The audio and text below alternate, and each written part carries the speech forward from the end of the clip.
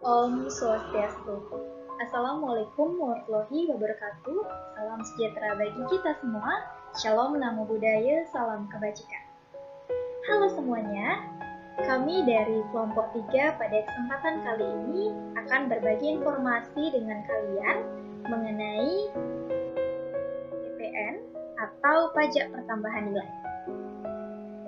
Sebelum itu, perkenalan dulu yuk. Hai, perkenalkan nama saya Kadek Rikita Pramesti dengan NIM 2115613013. Hai, perkenalkan nama saya Niputu Giasima Sulingse dengan NIM 2115613128. Hai, perkenalkan nama saya Nikadek Vina Menayanti dengan NIM 2115611308. Hai, perkenalkan nama saya Kadek Septariana Apsari dengan NIM 2115613073. Hai, perkenalkan nama saya Ninyoman Erautiantini dengan NIM 2115613043. Baik, langsung saja kita masuk ke materi. Untuk pembahasan pertama akan dijelaskan oleh saya sendiri. Sebelumnya kita harus tahu dulu mengenai PPN atau pajak pertambahan nilai. Jadi pajak pertambahan nilai atau PPN merupakan pengganti dari pajak penjualan. Alasannya, karena pajak penjualan dirasa sudah tidak lagi memadai untuk menampung kegiatan masyarakat dan belum mencapai sasaran kebutuhan pembangunan.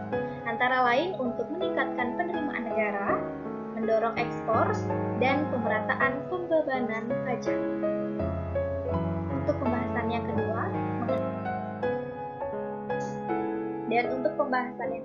itu mengenai dasar hukum PPN atau pajak pertambahan nilai.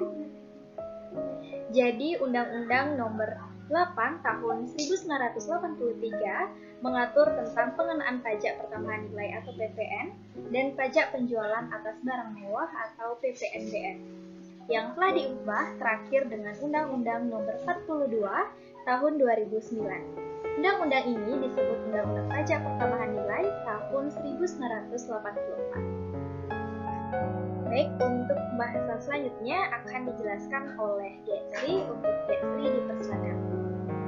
Terima kasih atas waktu yang diberikan. Saya Gesri. Di sini saya akan menjelaskan mengenai barang kena pajak atau BKP. Barang kena pajak berdasarkan Undang-Undang 1984. Barang kena pajak tidak berwujud. Yang pertama, penggunaan atau hak menggunakan hak cipta di bidang kesusastraan, kesenian atau karya ilmiah. Yang kedua, penggunaan atau hak menggunakan peralatan atau perlengkapan industrial, komersial atau ilmiah. Yang ketiga, memberi pengetahuan atau informasi di bidang ilmiah, teknikal, industrial atau komersial.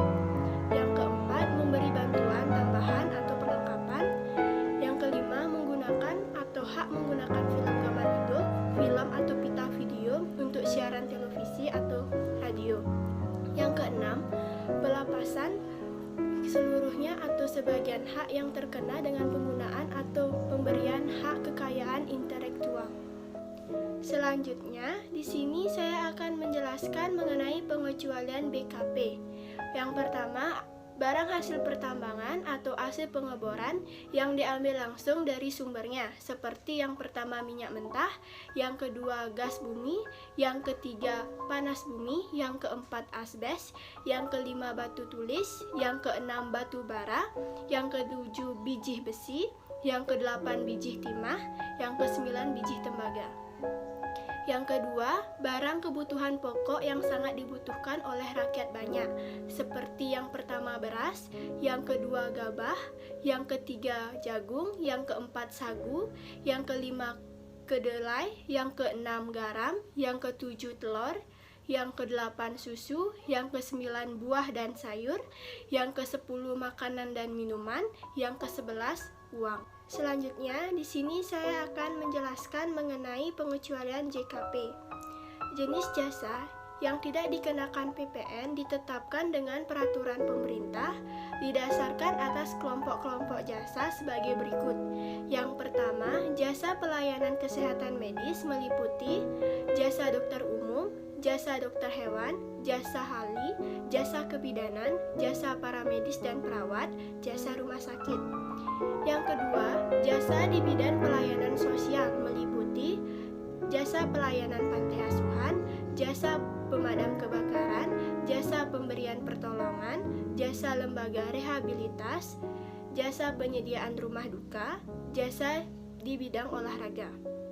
Yang ketiga, jasa di bidang keuangan meliputi jasa penghimpunan dana, jasa menempatkan dana, jasa pembiayaan, jasa penyaluran pinjaman, jasa penjamin, jasa asuransi. Yang keempat, jasa di bidang keagamaan meliputi jasa pelayanan rumah ibadah, jasa pemberian dakwah, jasa penyelenggaraan keagamaan, jasa lain di bidang keagamaan. Yang kelima, jasa pendidikan meliputi jasa penyelenggaraan pendidikan sekolah, jasa penyelenggaraan pendidikan di luar sekolah. Selanjutnya, di sini saya akan menjelaskan mengenai pengusaha kena pajak atau PKP. Yang pertama, kewajiban pengusaha kena pajak melaporkan usahanya untuk ikut menjadi pengusaha kena pajak, pemungutan PPN dan PPNBM yang terutang, penyetoran PPN yang masih harus dibayar, dan menyetorkan penjualan atas barang mewah yang terutang, melaporkan perhitungan pajak. Yang kedua, pengecualian kewajiban pengusaha kena pajak, pengusaha kecil, pengusaha yang semata-mata menyerahkan barang dan jasa yang tidak dikenakan PPN. Yang ketiga, pengusaha kecil. Sebelum tanggal 1 Januari 2014, 600 juta rupiah. Setelah tanggal 1 Januari 2014, 4 miliar 800 juta. Sekian penjelasan yang saya sampaikan. Saya kembalikan kepada moderator. Baik, untuk pembahasan selanjutnya akan dijelaskan oleh Vina. Untuk Vina dipersilakan. Baik, terima kasih atas waktunya. Saya Vina akan menjelaskan mengenai objek pajak pertambahan nilai. Pajak pertambahan nilai atau PPN dikenakan atas yang pertama, penyerahan BKP di dalam daerah pabean yang dilakukan oleh pengusaha. Adapun syaratnya yaitu barang berwujud yang diserahkan merupakan BKP, barang tidak berwujud yang diserahkan merupakan BKP tidak berwujud, penyerahan dilakukan di dalam daerah pabean, dan penyerahan dilakukan dalam rangka kegiatan usaha atau pekerjaannya. Yang kedua, impor BKP atau barang kena pajak. Yang ketiga, penyerahan JKP di dalam daerah pabean yang dilakukan oleh pengusaha. Adapun beberapa syaratnya yaitu jasa yang diserahkan merupakan JKP, penyerahan dilakukan di dalam daerah pabean, dan penyerahan dilakukan dalam rangka kegiatan usaha atau pekerjaannya. Yang keempat, pemanfaatan BKP tidak berwujud dari luar daerah pabean di dalam daerah pabean. Yang kelima, pemanfaatan JKP dari luar daerah pabean di dalam daerah pabean. Yang keenam, ekspor BKP berwujud oleh pengusaha kena pajak. Yang ketujuh, ekspor BKP tidak berwujud oleh pengusaha kena pajak. Yang kedelapan, kegiatan membangun sendiri yang dilakukan tidak dalam kegiatan usaha atau pekerjaan oleh orang pribadi atau badan yang hasilnya digunakan sendiri atau digunakan pihak lain. Yang kesembilan, penyerahan BKP berupa aktiva yang menurut tujuan semula tidak untuk diperjualbelikan oleh PKP, kecuali atas penyerahan aktiva yang pajak masukannya tidak dapat dikreditkan. Selanjutnya, pajak penjualan atas barang mewah atau PPNBM. Dengan mempertimbangkan bahwa yang pertama, perlu adanya keseimbangan pembebanan pajak antara konsumen berpenghasilan rendah maupun tinggi.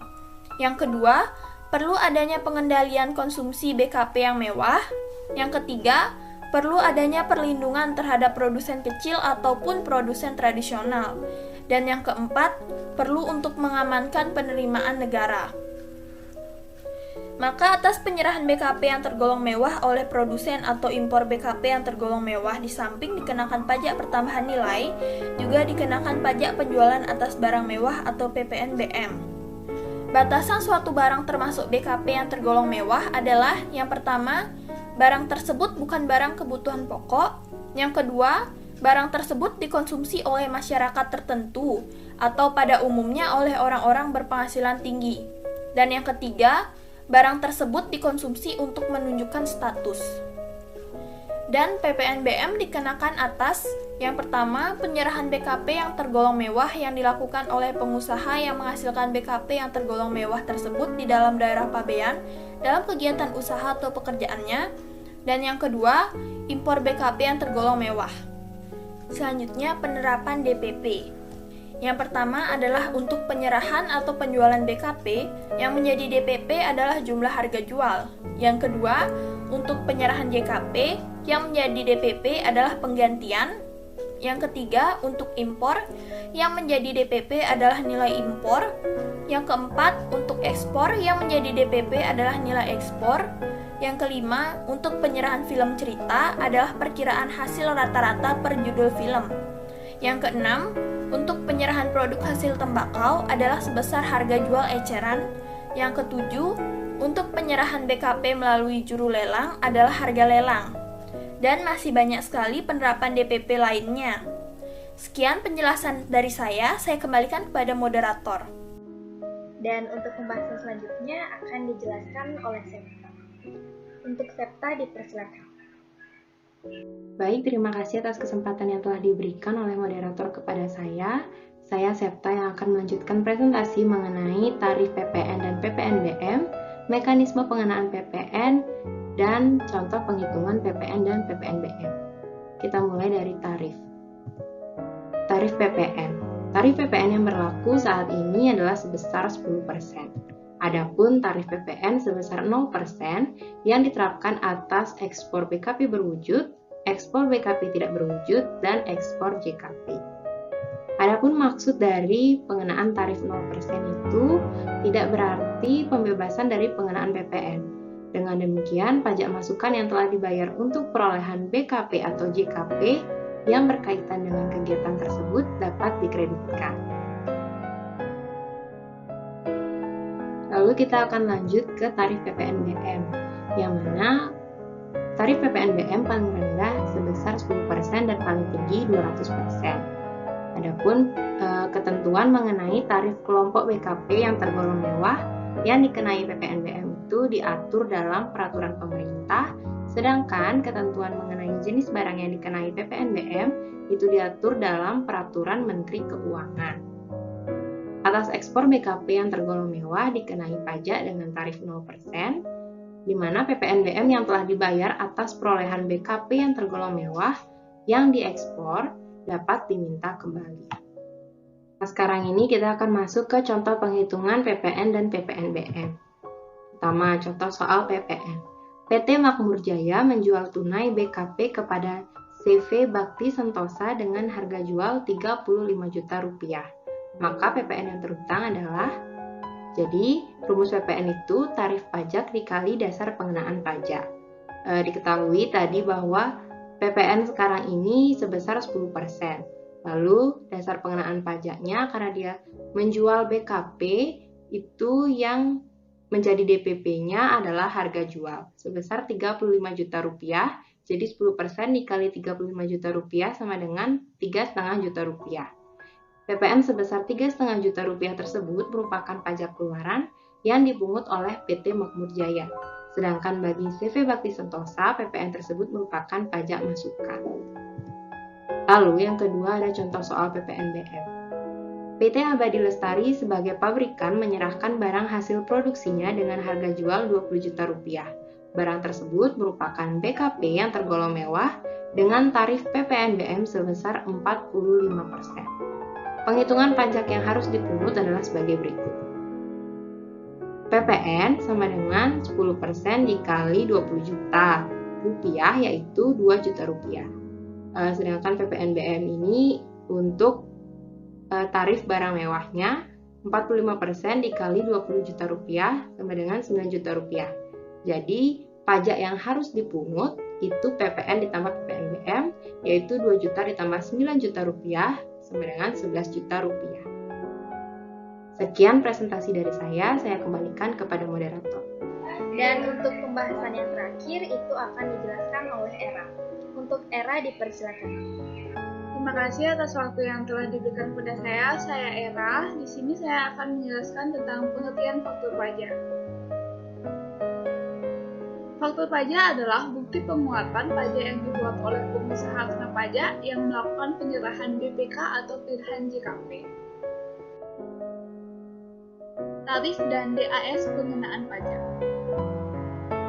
Atas kegiatan pembangunan sendiri, dikenakan pajak pertambahan nilai dengan tarif 10% dikalikan dengan dasar pengenaan pajak.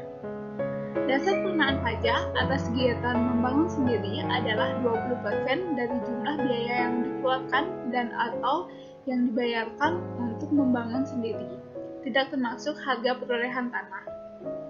Pajak pertambahan nilai yang terutang setiap bulan dihitung dengan cara PPN sama dengan 20% dikali jumlah biaya yang dikeluarkan dikali 10%. Baik, sekian informasi yang bisa kami sampaikan kepada kalian. Semoga apa yang kami jelaskan tadi dapat bermanfaat bagi kita semua. Dan apabila terdapat kesalahan kata yang tidak kami sengaja, kami mohon maaf. Untuk itu, saya tutup dengan Parama Santi. Om Santi, Santi, Santi, Om. Assalamualaikum warahmatullahi wabarakatuh. Salam sejahtera bagi kita semua. Shalom, Namo Buddhaya, salam kebajikan.